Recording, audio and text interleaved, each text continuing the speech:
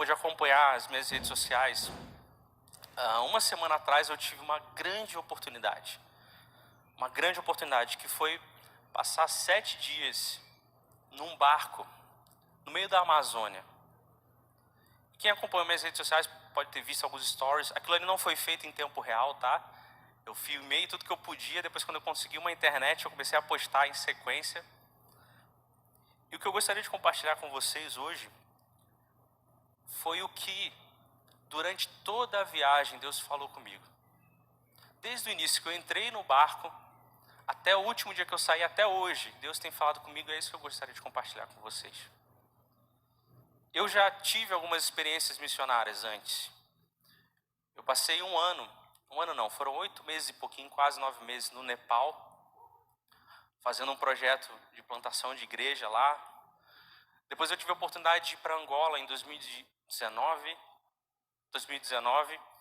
passar 10 dias lá. Mas essa viagem, ela me marcou de uma maneira que eu não esperava. É claro que eu esperava que acontecessem coisas incríveis, eu já estava com expectativa. Quem já participou de algum projeto missionário aqui, sabe como você pode ser impactado. E eu já estava com essa expectativa no meu coração, mas quando eu cheguei lá, isso foi completamente diferente do que eu imaginava. E existe um engano muito grande que quem normalmente vai participar de um projeto missionário, e eu tive esses enganos quando eu fui para o Nepal, depois quando eu fui para Angola, e eu caí nesse mesmo erro de novo, foi que eu estou indo lá, e Deus está me enviando lá porque eu vou colocar fogo naquele lugar. Deus vai me usar e eu vou sair passando nas casas, as pessoas vão cair assim. Aí as pessoas vão vir até mim, eu vou suor assim, elas vão ser curadas, mentira. Mas existe uma expectativa de que a gente vai ser o super-herói. Só que todas as vezes foi exatamente o contrário. Completamente o contrário. E essa palavra que eu gostaria de compartilhar com vocês é exatamente o que Deus falou comigo durante toda a viagem, tem falado comigo até agora. Se você puder abrir a sua Bíblia, Isaías 53, versículo 10. Isaías 53, a gente vê o profeta Isaías, na verdade Deus falando através do profeta Isaías, falando para o profeta Isaías, de fato uma profecia que iria se cumprir em Jesus. E esse pedaço do versículo 10, se você tiver a NVI, você vai ler assim: contudo, foi da vontade do Senhor esmagá-lo e fazê-lo sofrer. Se você estiver lendo a Almeida Corrigida, você vai ler assim: todavia, ao Senhor agradou moê-lo. Eu nunca tinha parado para pensar, porque é muito estranho. Quando a gente começa a ler essa parte, a gente fala assim: Deus se agradou, de uma certa forma sentiu algum tipo de satisfação em fazer Jesus sofrer. E a Almeida ela vai falar moê-lo. E quando me vem a palavra moer na cabeça, você pode pensar em moer carne. Eu penso em você pegar grão, não sei, grão de feijão. Você moe, o que acontece quando você moe? Você ouve os estalos, aquilo vai virando pó.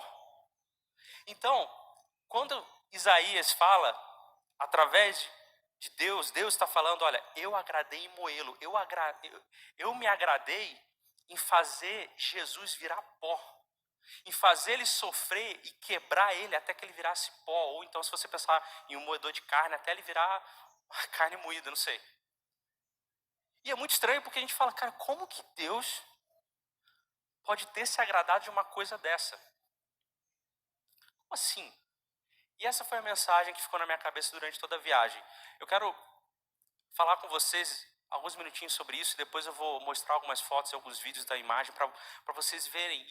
E eu tentar passar um pouquinho da experiência que eu vivi lá, para vocês entenderem o que Deus compartilhou comigo e eu gostaria de compartilhar com vocês. E eu fiquei, nossa, como assim? Deus se agradou em moer Jesus. Deus se agradou em vê-lo sofrer. Deus se agradou em ver ele ser quebrado até virar pó. Só que se a gente continua lendo essa mesma passagem, e aí eu vou mudar a versão, porque nessa versão da NTLH, ficou mais interessante. Que ele fala assim, o Senhor Deus diz, Deus falando, eu quis maltratá-lo, quis fazê-lo sofrer. Ele ofereceu a sua vida como sacrifício para tirar pecados, e por isso terá uma vida longa e verá os seus descendentes. Presta atenção. Ele fará com que o meu plano dê certo. Ele, Jesus, fará com que o plano que eu, Deus, tenho, dê certo. E aí, por que Deus se agradou em moê-lo? Porque através desse processo de sofrimento, o plano que Deus tem vai dar certo. Esse era o único jeito de acontecer. Essa era a única maneira que o plano que Deus tem para todos nós, para a terra, a única maneira de dar certo é através da morte, do sofrimento de Jesus. E, antes da morte de Jesus, se o médico chegasse para você e falasse, olha, você está com câncer, você está em estado terminal, não tem mais solução para você. A nossa reação diante disso era simplesmente ok. Só que depois da morte de Jesus, todas as coisas mudaram para sempre. Toda a lógica do mundo mudou para sempre. Toda a natureza mudou para sempre. Então hoje, se o médico diz para você e fala assim, não há solução, você olha para o túmulo vazio e fala, ah sim, ainda há esperança. Se você olha para uma família e olha para uma esposa que está sofrendo por causa do marido dela e olha para aquela situação, não há solução. Essa esposa tem que olhar para o túmulo vazio, ainda há esperança, porque o túmulo está vazio. Se você olha para uma mãe ou para um pai que tem orado porque o filho está envolvido em drogas ou alguma coisa e a gente não vê solução para aquilo, essa mãe, esse pai tem que olhar para o túmulo vazio e falar, ainda há esperança, porque o túmulo está vazio. Quando Jesus morreu e ressuscitou, as leis que existiam foram alteradas para sempre. Agora não é o médico que dá a palavra final, não é a circunstância que dá a palavra final, não é a política que dá a palavra final. O que dá a palavra final é o túmulo vazio de Jesus. A esperança que há através da ressurreição de Cristo. E a solução para o mundo e o plano que Deus tem para o mundo é justamente ter feito Jesus ser moído para que isso se cumprisse. Porque não seria possível se isso não acontecesse. Então a minha esperança hoje, a nossa esperança hoje não é mais se um presidente novo entrou nos Estados Unidos. Não é mais se vai ter mudança de prefeito ou não, ou de vereador ou não. Não é mais se o médico vai até vocês com um laudo. Não é. É o túmulo vazio. É a esperança que veio a partir da morte e da ressurreição de Cristo. Agora, todas as coisas são possíveis. O que não era possível, agora tudo é possível. Tudo é possível porque o túmulo está vazio. E eu quero repetir que o túmulo está vazio, porque essa é a base da nossa fé. Se a gente não acredita que o túmulo está vazio, que Jesus vive hoje, que Ele ressuscitou, não há esperança. Então, quando eu vejo tudo acontecendo ao meu redor, eu tenho que olhar e me lembrar que o túmulo está vazio, ainda há esperança, é Jesus que dá a palavra final, e isso aconteceu porque esse é o plano de Deus. Esse é o plano de Deus. E Deus ainda está comprometido com o plano dele. Deus está completamente comprometido em fazer com que o plano dele aconteça. E qual que é o plano de Deus? É que a esperança alcance as pessoas que precisam de esperança. Nós sabemos que o túmulo está vazio. Nós sabemos que há esperança. Mas existem pessoas que não sabem. Então o plano de Deus é que essa esperança possa chegar até essas pessoas que não têm mais esperança. Que para elas o rumo natural da vida ainda continua sendo... Elas não descobriram ainda que aconteceu algo que mudou a história para sempre. E agora tudo é possível por causa disso. E Deus está completamente preocupado e envolvido para que o plano dele dê certo. Inclusive, ele está muito mais preocupado com o plano dele do que com a nossa vida, o nosso conforto ou qualquer coisa que a gente possa imaginar. A Mari me contou uma história de um senhor que não era cristão, e ele era casado com uma senhora e ela se converteu, essa senhora. E essa senhora se converteu e ela orava muito pelo marido dela. Não, meu marido tem que se converter. E aí ela um dia virou para ele e falou assim, olha, se for preciso eu dar a minha vida para que você se converta, que isso aconteça. E aí ela teve uma doença, foi para o leito do hospital. Enquanto o marido visitava ela, encontrava ela cantando hino. E aí ele se converteu e ela morreu. O plano de Deus para a vida dele, para a vida dessa pessoa, desse homem, era que ele fosse alcançado. E Deus está completamente comprometido com isso. Nem que a morte de alguém fosse uma luz de esperança para a vida dessa pessoa. Deus está tão comprometido com o plano dele, que ele se agradou em moer o filho dele para que esse plano chegasse até nós. De tão comprometido que Deus está. De tão sério que é o plano de Deus. De tão sério que Deus quer que isso seja o que leva a esperança para a vida das pessoas. Nós temos muitos medos. Sempre que fazem uma pesquisa, com as pessoas e pesquisam qual que é o maior medo que você tem, qual que vocês acham que é o maior medo que as pessoas respondem? Esse é o segundo maior medo. O primeiro medo é da morte. Todo mundo tem medo da morte. Aí o segundo maior medo que todo mundo fala é falar em público. Você sabia? O maior medo das pessoas depois da morte é falar em público. Por causa do medo da rejeição, o medo que as pessoas vão pensar. Mas a gente tem medo de várias coisas, né? A Mari morre de medo de barata. Muita gente morre de medo de barata, de rato. Isso é normal. O meu maior medo hoje não é falar em público, apesar disso ainda me deixar nervoso.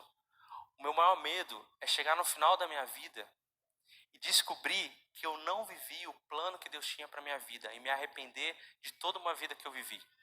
É chegar, talvez, estar no leito de hospital lá com os 80 e poucos anos, ou velho mesmo em casa, sem conseguir levantar, igual quase eu estou hoje por causa da minha coluna, e descobrir que eu não vivi o plano de Deus para minha vida. Esse hoje é o meu maior medo.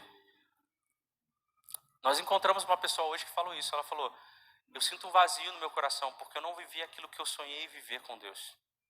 Esse hoje é o meu maior medo. E hoje,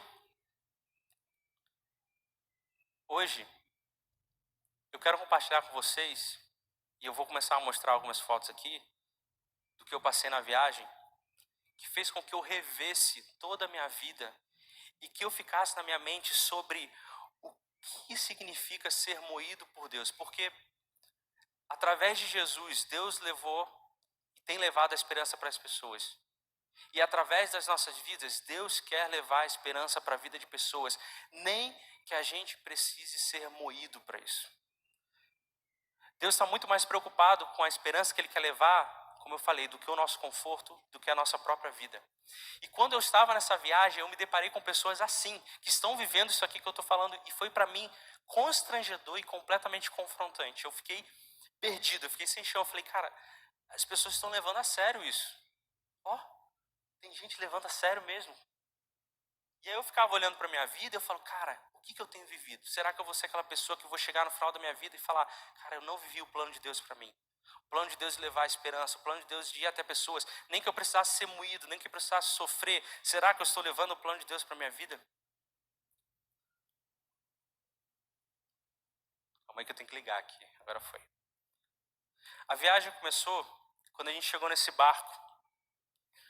Esse barco é um missionário, é um barco da Junta de Missões Nacionais.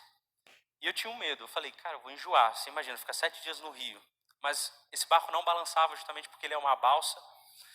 E a gente ficou durante 7 dias nesse barco subindo o rio Solimões. A gente gastou o primeiro dia, praticamente, 14 horas, subindo o rio Solimões e indo até a primeira comunidade de ribeirinhos. E para vocês terem noção, a gente saiu de Manaus. Vocês estão vendo Manaus ali? Vocês estão vendo a seta laranja? Foi onde a gente chegou depois de 14 horas de viagem. Depois de a noite toda viajando e uma parte da manhã, a gente só conseguiu chegar até onde está a seta laranja. Para chegar aqui, são 6 dias sem parar dentro de um barco. Tabatinga. 6 dias sem parar. Se você quer subir o Rio Negro, que vai lá para o que eles chamam da cabeça de cachorro, que é ali em cima. Tá vendo que parece uma cabeça de cachorro ali? São 20 dias de barco, sem parar. Você entra num barco, fica 20 dias dentro do barco, e aí você consegue chegar lá em cima. E isso foi onde a gente chegou. A gente chegou perto de Coari, que é uma comunidade. E cada ponto desse tem várias comunidades em volta. Aqui só estão pontuadas as cidades maiores desses trechos. E aí a gente começou a se preparar para chegar na comunidade. A gente tinha alguns médicos no barco, a gente juntou remédios, ficou separando remédios. A gente começou a separar kits para higiene bucal, para entregar para as crianças, porque as crianças nas comunidades, elas não escovam os dentes. Não é porque elas não têm pasta, é porque elas não sabem que precisam escovar os dentes. Elas não sabem que elas precisam escovar os dentes quando comem alguma coisa ou antes de dormir. Não existe essa educação. E não é porque elas não querem, é porque ninguém nunca chegou lá para dizer que elas precisam fazer isso. Esse é o seu Luiz.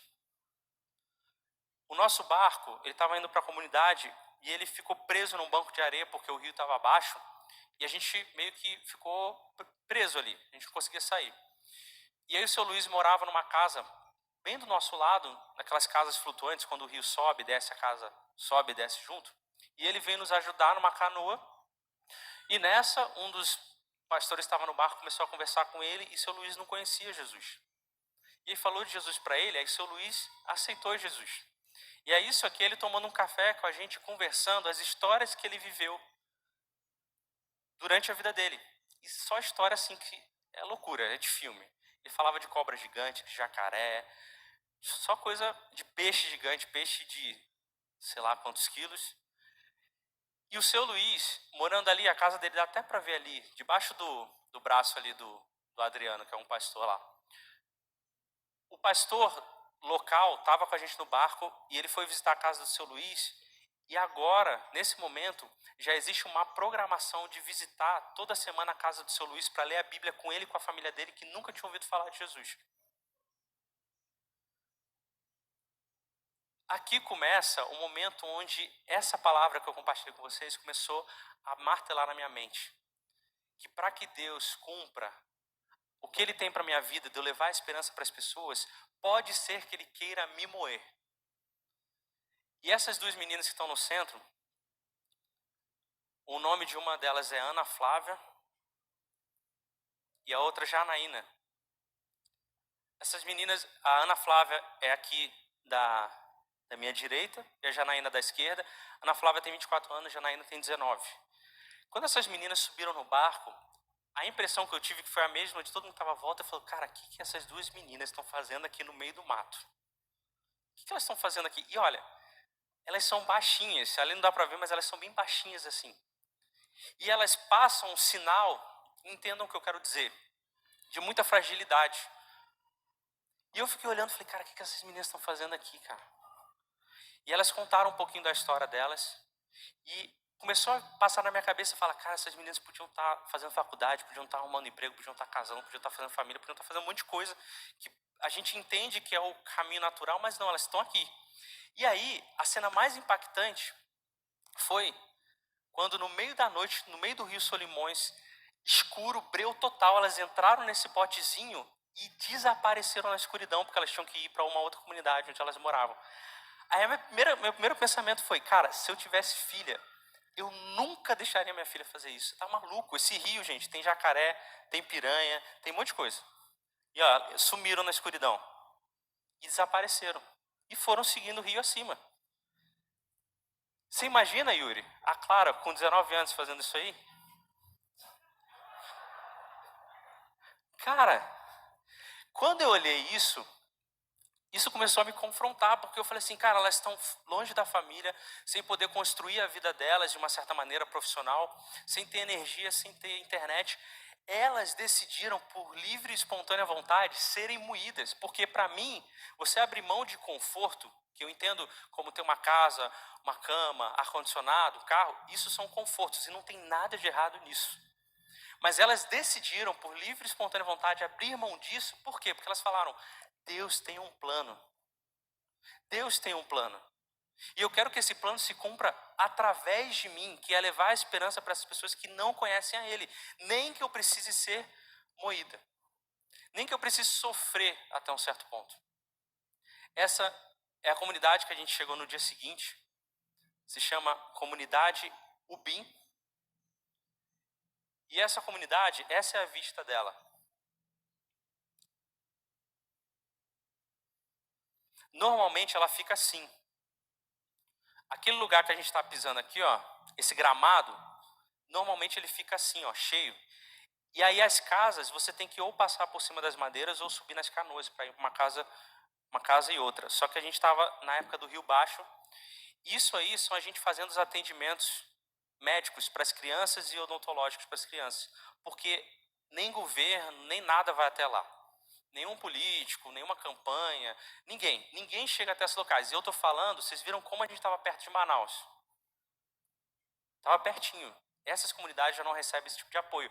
Então é preciso ter trabalhos sociais, seja da igreja ou não seja da igreja, não importa, que vá até esses lugares para fazer esse tipo de trabalho. Porque lá eles não alcançam, não vai até lá. Então quando a gente chegava lá, era um mundo de gente que via nas comunidades mais longe, porque sabia que ia ter um barco médico lá. Aí as crianças viam aos montes, aí a gente entregava pasta de dente, entregava escova, porque eles não têm isso lá. Isso aqui é a igreja que tem nessa comunidade, que a própria comunidade construiu, porque o que acontece? Os missionários foram para esse local, começaram a falar de Jesus, as pessoas se converteram, eles construíram uma igreja e hoje eles têm uma comunidade lá nesse local, tem bastante gente. E esse aqui é o batismo acontecendo. E eu quero que vocês olhem para esse rapaz ali embaixo do pneu. Esse rapaz se chama Ediardson. Ediardson. Ele era um ribeirinho, ele ainda é um ribeirinho, não conhecia Jesus. Algum missionário algum dia falou de Jesus para a vida dele, ele conheceu a Jesus, ele decidiu virar missionário, depois ele decidiu entrar numa faculdade de teologia, se formou na faculdade de teologia e hoje ele é missionário, teólogo e pastor dessa comunidade que a gente está vendo. Alguém que teve a realidade completamente transformada porque alguém um dia levou a esperança para ele. Alguém um dia chegou até ele e falou, há esperança, e ele foi encontrado por essa esperança e teve a realidade dele completamente transformada. Alguém que um dia decidiu que não importa se eu for moído, não importa se eu sofrer, mas eu entendo que existe um plano de Deus para alcançar a vida dessas pessoas. E o Ediardson foi alcançado. E essas pessoas estão sendo batizadas, nós temos 2 mulheres ali e um homem ali. Esses 3 foram os últimos alcançados que aceitaram a Jesus nesse local. Mais uma vez a gente foi para outra comunidade e a gente encontrou esses 4 missionários. Nayane e Ana, comunidade Moreira. E elas, mesma história. Mulheres, meninas com 19, 20 anos abandonaram tudo, decidiram ser missionárias. Só que dessa vez, essa é a comunidade delas, Moreira. Normalmente isso fica cheio de água. Aí eu fui visitar a casa delas. Essa é a cozinha e a sala delas. Essa aqui é uma outra foto de um outro ângulo. E ali, essa porta ali é o quarto delas. Gente, vocês sabem o que é passar calor, porque a gente mora em Campo Grande. Mas lá não era calor. A gente estava o tempo todo numa sauna, onde o tempo todo você está suando, pingando, igual uma bica. Sua camisa está molhada, você está pingando. Se você tira a camisa e espreme, você enche um balde. Essa era a situação. Quando eu entrei ali, a primeira coisa que eu pensei, falei, cara, um ar-condicionado aqui seria bom. Só que, cara, como que vai ter ar-condicionado lá se falta energia tantas horas por dia? Não tem condição. E aí eu vi esse fogãozinho delas ali, eu lembrei do meu fogão, eu vi essa geladeira, a geladeira até tá legal. E eu comecei a ver isso aqui, depois eu até vou mostrar, isso verde ali é o bebedouro delas, com filtro. O quarto, eu não entrei no quarto para respeitar a privacidade delas, mas tinha uns 3 ventiladores assim, grudados no teto, o colchão delas, e eu comecei a pensar, eu virei pro Adriano, o Adriano era um dos caras que estava lá, eu falei, cara, Adriano, cara, isso aqui é loucura. Aí ele, cara, não paro de pensar nas minhas filhas. Paro de pensar, nunca deixaria minhas filhas vir para cá. E aí, de novo, na minha cabeça, elas, por livre e espontânea vontade, desejaram moer-se, sofrer de uma certa forma, abrir mão de conforto, para quê? Para que o plano de Deus fosse feito através da vida delas. para que a esperança fosse até essa comunidade e as pessoas fossem alcançadas. Esse é o culto da igreja desse mesmo local. As meninas estão ali na frente, as missionárias. Tem um vídeo? A gente foi para outra comunidade agora, comunidade Cunha.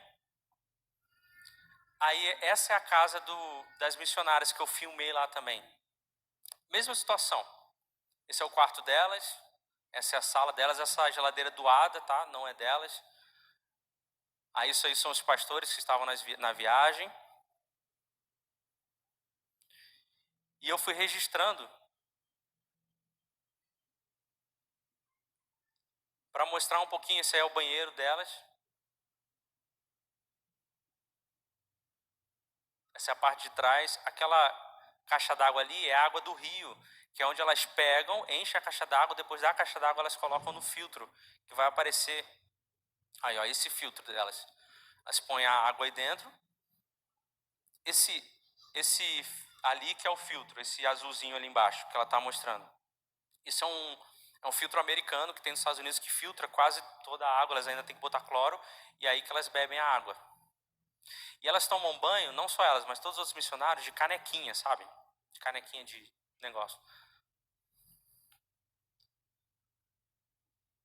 Aí eu tirei foto do filtro só pra gente saber. E aí essa é a comunidade lá, nesse local, e aí o culto acontecendo. E aí nesse dia aconteceu uma coisa muito legal. E na hora eu me emocionei muito, que eu encontrei o Moisés. Moisés é um garoto de 8 anos, menino de 8 anos. Ele veio e me abraçou, aí ele sentou do meu lado, o culto começou a acontecer. Aí o pastor começou a falar de Jesus, né? Quem aqui quer aceitar Jesus? Aí eu virei para Moisés e falei, Moisés, você conhece Jesus? Ele falou, não conheço. Aí eu expliquei quem era Jesus, o que Jesus fez pela vida dele. Aí eu fiz a pergunta, você quer que Jesus entre no seu coração? Ele falou, quero. E na mesma hora que eu falei isso, o pastor começou a orar. E eu falei, você quer orar comigo que o pastor está orando? Eu repito junto com você. Ele quer, a gente orou juntos.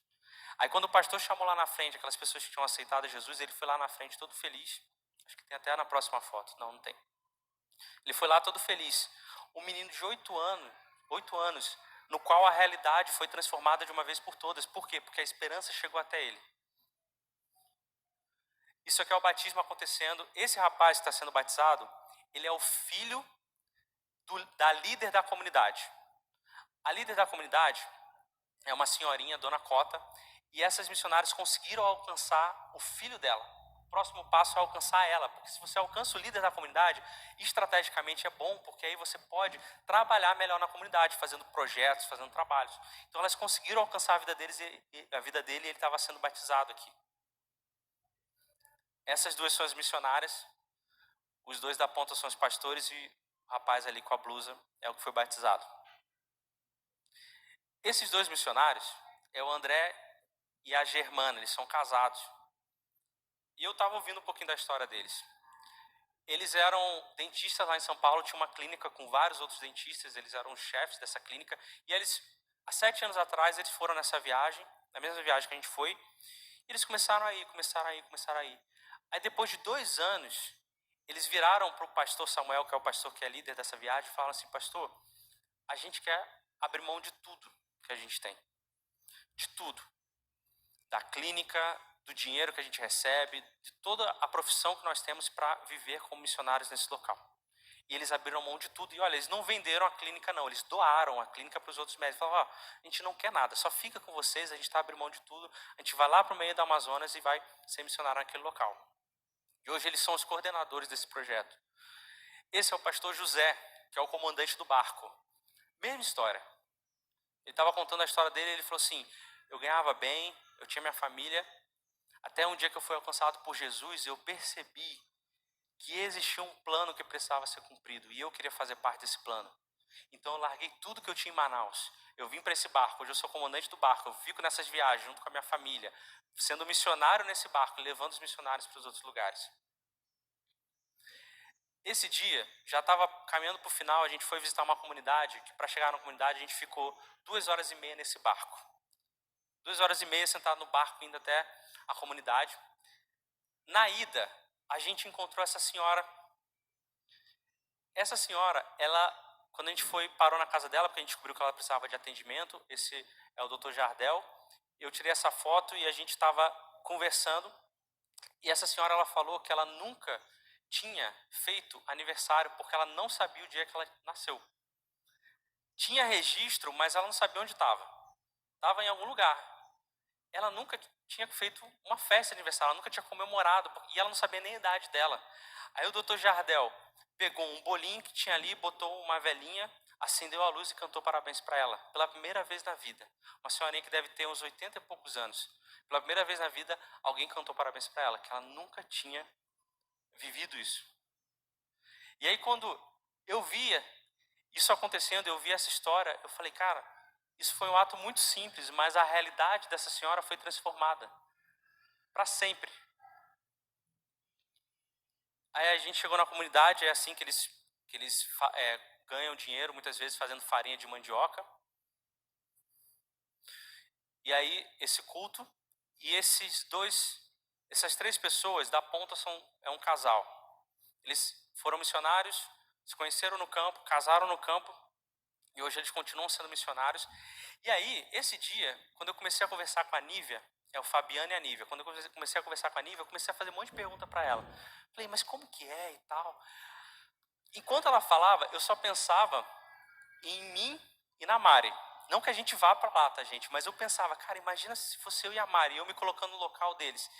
Cara, eu não teria coragem de casar com alguém e levar a pessoa para um local desse, onde não tinha internet, onde não tinha nada.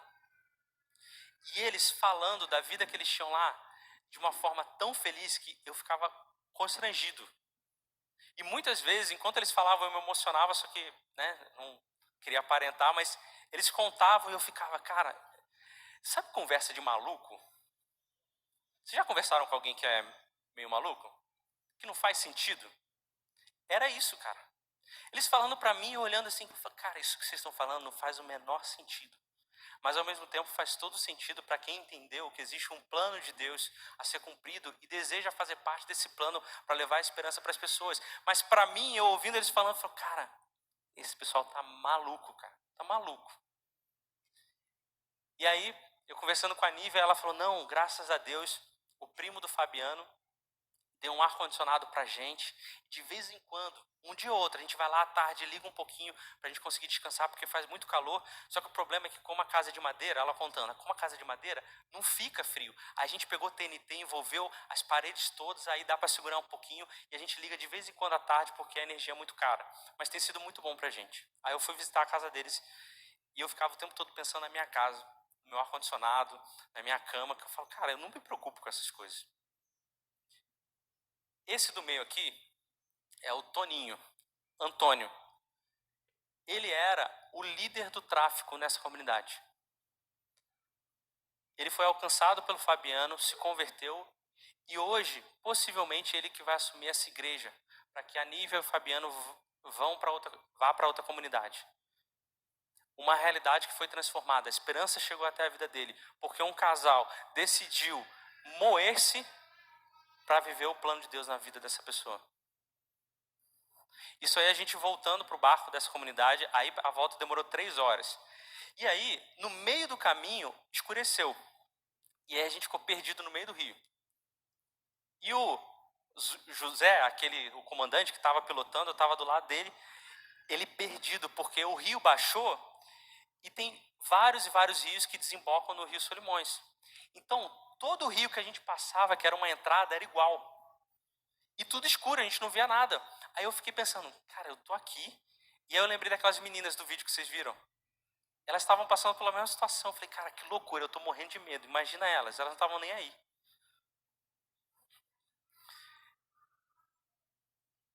Esse casal, e eu já tô finalizando, esse casal foi um dos que mais me confrontaram. Vocês lembram que eu mostrei o mapa? Acho que o mapa tem aqui. Não. Lembra que eu mostrei o mapa? Vocês lembram da última comunidade que eu falei que demora 6 dias para chegar lá? Esse casal está nesse local. E lá é um nível, eles chamam de rústico, né?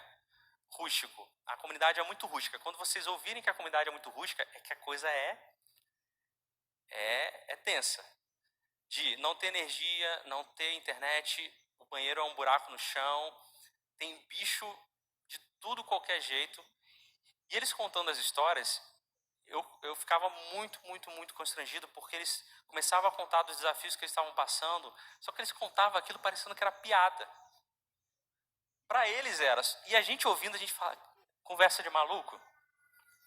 Ah não, porque teve um dia que aí a gente foi e matou o jacaré, aí teve pra semana toda jacaré, a gente ficou comendo, aí depois a gente foi na casa de um pessoal da comunidade, eles prepararam 2 panelas gigantes de macaco. Nossa, que delícia.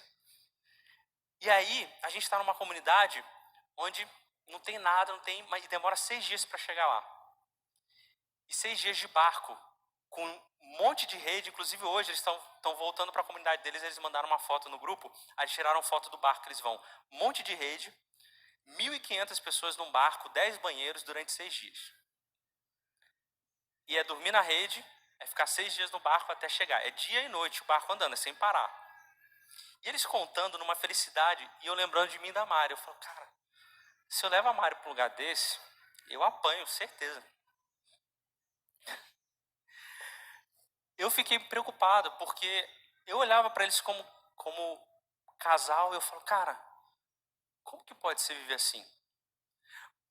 Mas aí, no último dia, o pastor Samuel, ele começou a falar que essas pessoas não são dignas de pena.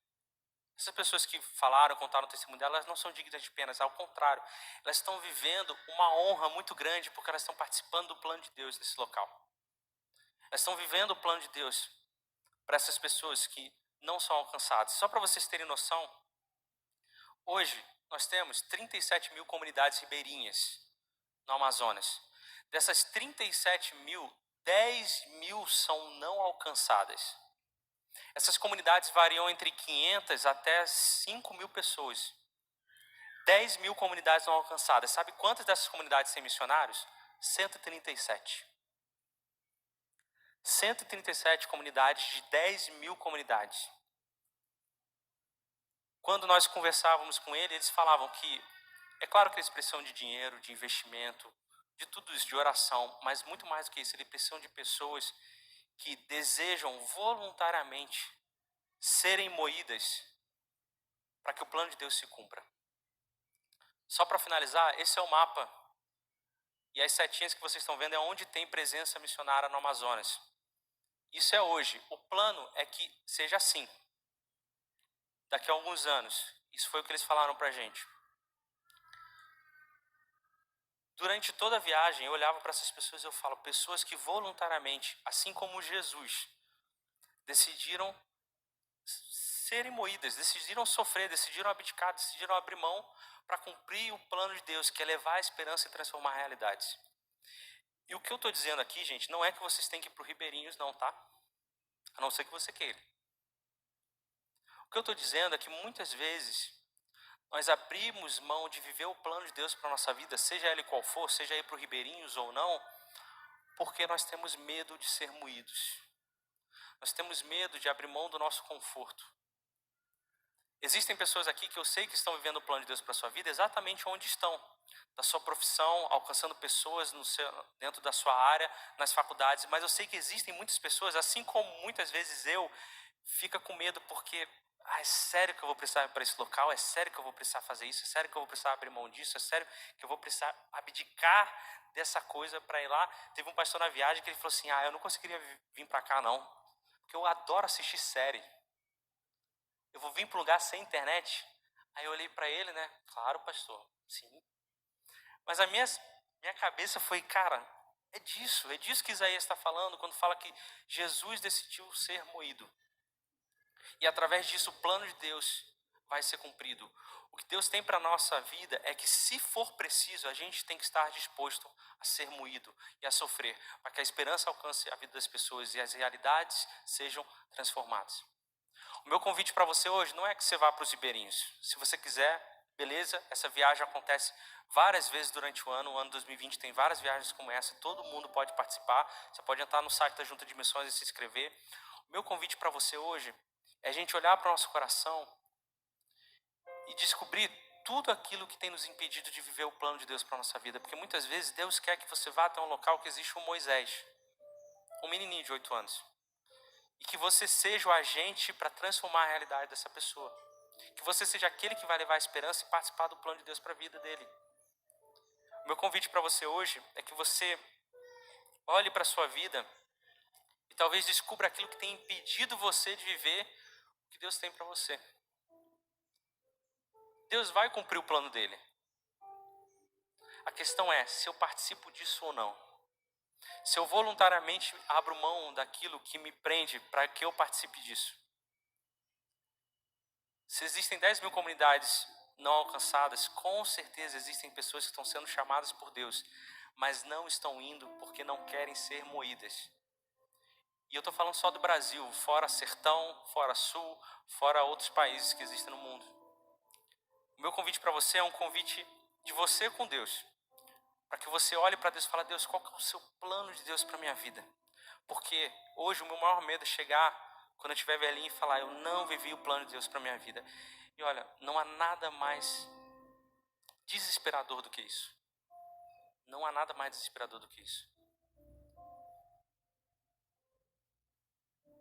Eu queria orar por você. Eu queria que você levasse essa mensagem para casa. Eu queria que você orasse quando você chegasse em casa, durante a semana, colocasse o seu coração diante de Deus, porque nós precisamos ser aqueles que levam a esperança, assim como Jesus fez. Deus, em nome de Jesus, eu quero te pedir que o Teu Espírito Santo venha sobre os nossos corações nesse momento. Existe tanta necessidade no mundo, Deus, mas nós não queremos nos perder nas necessidades. Nós queremos ouvir a Sua voz e descobrir qual o Seu plano para nós.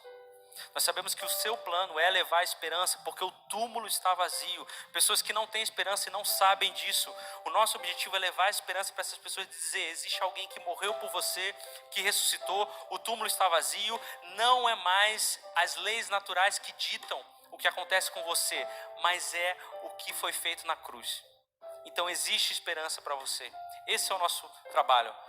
Mas que o Senhor possa vir sobre nós e nos constranger de uma maneira que a gente possa seguir os exemplos dessas pessoas que nós vimos, que abriram mão de tudo, sabendo que existia um plano a ser cumprido. Espírito Santo, eu oro para que você faça esse trabalho no nosso coração. Quebra o nosso coração de pedra.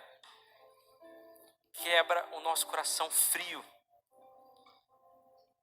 Para que a gente possa ver a Sua vontade através da nossa vida. Em nome de Jesus, amém.